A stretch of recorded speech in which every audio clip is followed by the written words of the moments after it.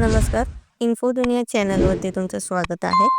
आज आपण पाहणार आहोत लाडकी बहीण ई-के-वाय-सी प्रोसेस करताना येणाऱ्या एरर्स, त्यावरील सोल्युशन तसेच ई-के-वाय-सीची कंप्लीट प्रोसेस आपण या व्हिडिओमध्ये पाहणार आहोत. जर चॅनलवरती नवीन असाल तर चॅनलला सबस्क्राईब करायला विसरू नका.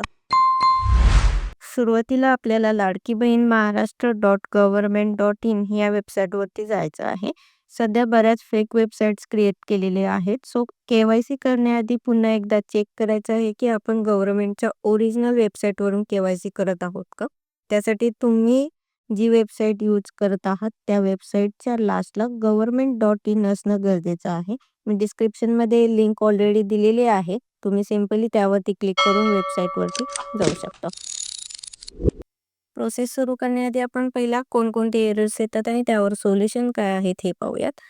हा पहिला एरर आपल्या स्क्रीनवर दिसतोय, हाय ट्रॅफिक इश्यू. तर हा एरर वेबसाईटवर ॲट अ टाइम जास्त लोक के-वाय-सी करत असल्यामुळे येतो. पण यासाठी रात्री के-वाय-सी करावी लागेल वगैरे असं काही नाहीये. तुम्ही एक 4 ते 5 वेळा किंवा थोडंसं जास्त वेळा ट्राय केलात की तुम्हाला ओ-टी-पी येऊन जाईल आणि तुमची प्रोसेस सुद्धा कंप्लीट होईल. सेकंड, काही महिलांना हा आधार क्रमांक या योजने यादीत नाही असा एरर येत आहे. असा एरर ज्यांना येतोय त्यांनी एकदा चेक करा तुम्हाला लास्ट इन्स्टॉलमेंट क्रेडिट झालायत का. इफ नसेल झाले तर त्याचा अर्थ तुम्ही लाडकी बहीण या योजनेस पात्र नाही आहात. त्यामुळे तुम्हाला हा एरर शो होत आहे. इफ तुम्ही पात्र असाल आणि तुम्हाला सगळे इन्स्टॉलमेंट सुद्धा आले असतील, म्हणजे तुम्हाला सगळे हप्ते सुद्धा वेळेवर येत असतील, तर तुम्ही थोड्या टाइम नंतर के-वाय-सी कंप्लीट करायचा ट्राय करा. तेव्हा तुमची के-वाय-सी कंप्लीट होऊन जाईल. चला तर मग आता आपण के-वाय-सी प्रोसेस कशी कंप्लीट करायची हे बघूयात. आता तुम्हाला वेबसाईटच्या स्टार्टलाच के-वाय-सी ऑप्शन दिसत असेल. मुख्यमंत्री लाडकी बहीण योजनेचे लाभार्थी ई-के-वाय-सी करण्यासाठी इथे क्लिक करा. या ऑप्शनवरती तुम्हाला क्लिक करायचं आहे.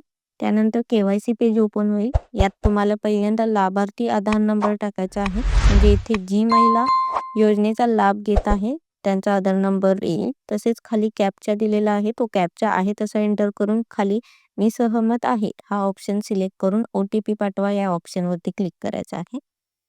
त्यानंतर तुम्हाला तुमच्या रजिस्टर नंबरला एक ओ-टी-पी रिसीव्ह होईल. तो ओ-टी-पी इथे एंटर करून सबमिट करा यावरती क्लिक करायचं आहे.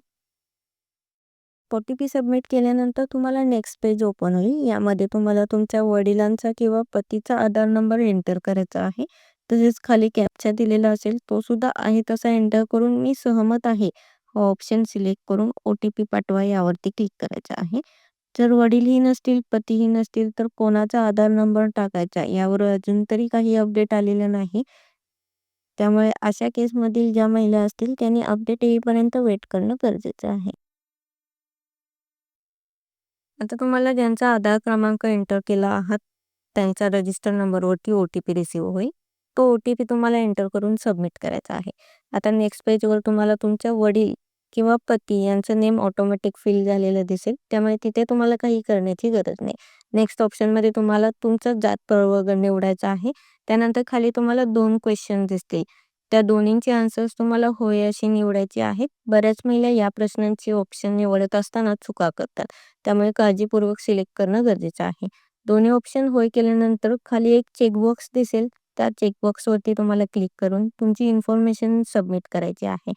सबमिट केल्यानंतर तुम्हाला तुमची के-वाय-सी प्रोसेस सक्सेसफुली कंप्लीट झाली आहे असा मेसेज दिसेल.